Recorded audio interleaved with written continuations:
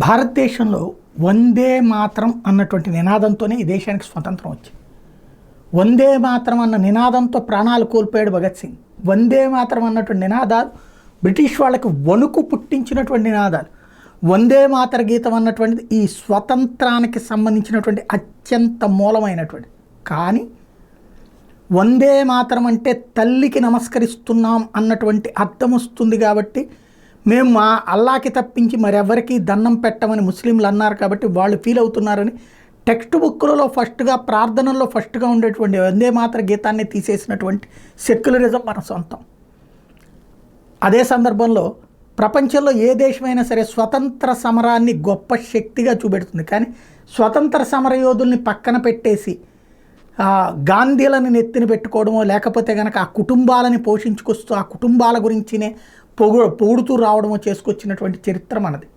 చివరికి జాతీయ గీతాన్ని అవమానిస్తున్న, జాతీయ పతాకాన్ని అవమానిస్తున్న పట్టించుకోనటువంటి జాతి మనదనాలేమో.